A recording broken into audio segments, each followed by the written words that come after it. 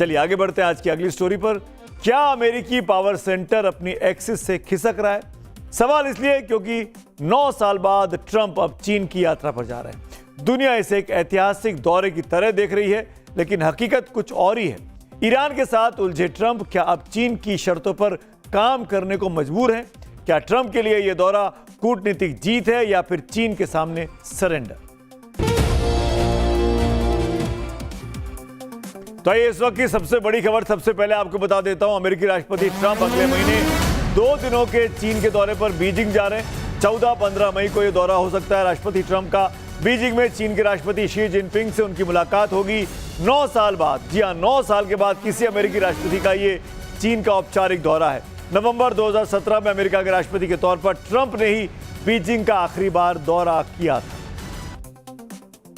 यानी अब कोई कंफ्यूजन नहीं रह गया। करीब 9 साल बाद कोई अमेरिकी राष्ट्रपति बीजिंग जाने वाला है। लेकिन सवाल है कि ईरान के साथ जंग के बीच दुनिया के सबसे ताकतवर देश के नेता ड्रैगन की शरण में क्यों जा रहे हैं? क्या डोनाल्ड ट्रंप ने चीन के सामने घुटने टेक दिए? ट्रंप की यह मजबूरी है या फिर कोई बड़ी कूटनीतिक चाल है?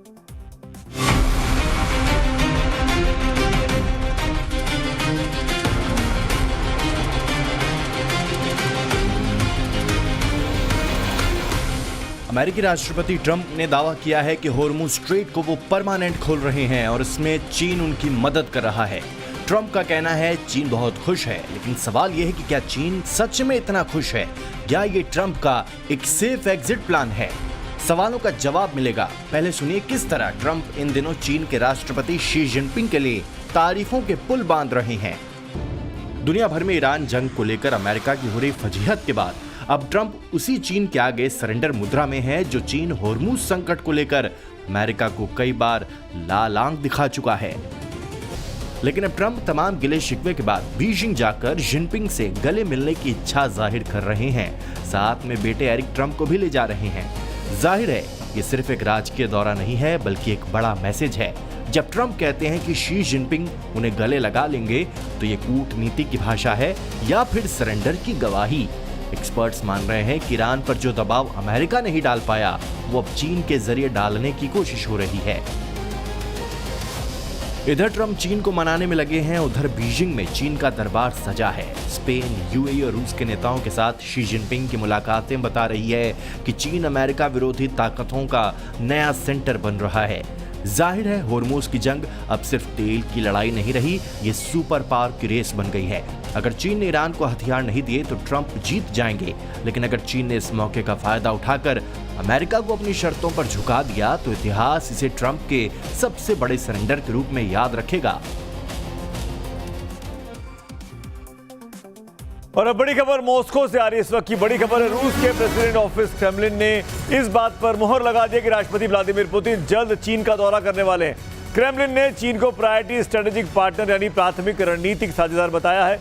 जाहिर है ये रूस और चीन के बीच बढ़ती नजदीकी और आपसी सहयोग को और अधिक मजबूती देता है।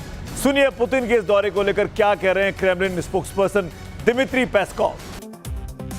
तो दुनिया में चल रही तमाम हलचल के बीच अचानक चीन बहुत ज्यादा महत्वपूर्ण हो गया है। रूस और चीन का यह कदम अमेरिका के प्रभाव को कम करने की एक सोची समझी रणनीति का हिस्सा है। दोनों देश मिलकर एक ऐसे मल्टीपोलर दुनिया का निर्माण करना चाहते हैं जहां पर अमेरिका का वर्चस्व ना हो।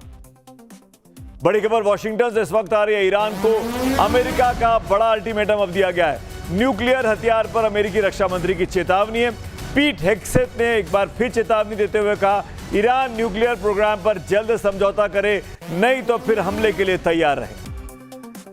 अमेरिका और इजराइल ने जब बीती 28 फरवरी को ईरान पर हमला किया था तो ये बातें बार बार कही जा रही थी कि ईरान एटम बम बनाने के बहुत करीब है और उसके न्यूक्लियर प्रोग्राम को रोकने के लिए यह मिलिट्री ऑपरेशन किया गया है। लेकिन भारत में ईरान के दूतावास ने सोशल मीडिया प्लेटफॉर्म एक्स पर एक तस्वीर पोस्ट की है जो एक तरह से इजराइल के प्रधानमंत्री बेंजामिन नेतन्याहू पर बहुत ही गंभीर तंज है।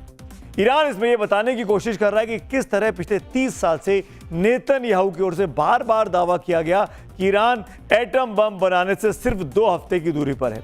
यह दावा 1996 से लेकर 2026 तक कई बार दोहराया गया। इस तस्वीर में आप देख सकते हैं। साथ ही इसमें नीचे एक भविष्य की तस्वीर भी दिखा दी गई है। ऊपर लिखा हुआ है, from hello still making the same prediction.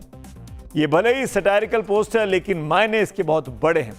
आपको याद होगा, पश्चिम एशिया में युद्ध शुरू होने के बाद अमेरिकी राष्ट्रपति डोनाल्ड ट्रंप के कोर टीम में शामिल यूएस काउंटर टेररिज्म चीफ जो केंट ने इस्तीफा दिया था। हमने वो खबर आपको दिखाई थी। जो केंट अब ये कह रहे हैं कि अमेरिका की 18 इंटेलिजेंस एजेंसियां एकमत हैं कि ईरान परमाणु बम बनाने की क्षमता नहीं रखता है और ना ही उसकी तरफ काम कर रहा है। तो इजराइल को लेकर ट्रंप अब अमेरिकी संसद में भी घिर गए। इजराइल को हथियार बेचने पर रोक लगाने के मुद्दे पर सीनेट में बहस हुई और वोटिंग भी हुई। यह प्रस्ताव डेमोक्रेट सीनेटर बर्नी सैंडर्स की ओर से लाया गया। सीनेटर बर्नी का आरोप है कि अमेरिकी टैक्स पेयर्स का पैसा विदेशी युद्धों में खर्च किया जा रहा है। प्रस्ताव सीनेट में भले ही गिर गया, लेकिन यह दिखाता है कि किस तरह इजराइल के मुद्दे पर ट्रंप अब घरेलू सियासत में भी फंसते जा रहे हैं।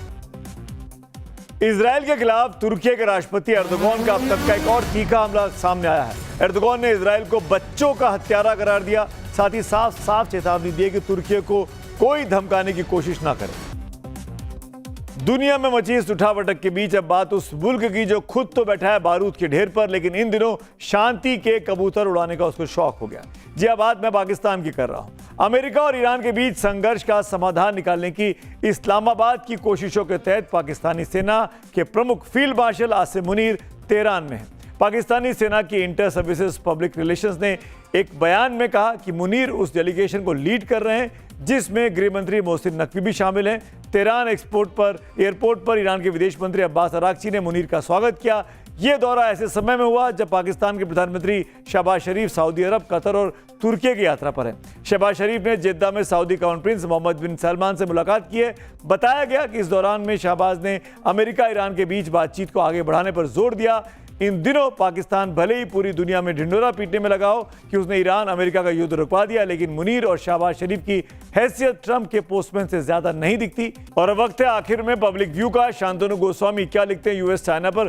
कई मामलों में चीन अमेरिका को पछाड़कर सुपर पावर बन चुका है। ट्रंप हो या कोई और, चीन को नजरअंदाज नहीं कर सकता। अगला पब्लिक व्यू डीलिमिटेशन बिल पर है। प्रोफेसर प्रदीप लिखते हैं, परिसीमन के लिए संविधान और कानून ढांचा प्रदान करते हैं, बल्कि इसका उपाय एक राजनीतिक नैतिक न्याय से संभव होगा। उत्तर भारत का बहुमत दक्षिण भारत की चिंताओं के प्रति संवेदनशील हो और दक्षिण भारत राष्ट्रीय विकास की आवश्यकताओं को समझे। ये मध्यम मार्गी इस अग्नि परीक्षा का समाधान हो सकता है। तो आज मेरे साथ चक्रव्यूह में इतना ही। कल मुलाकात होगी, तब तक के लिए शुभ रात्रि।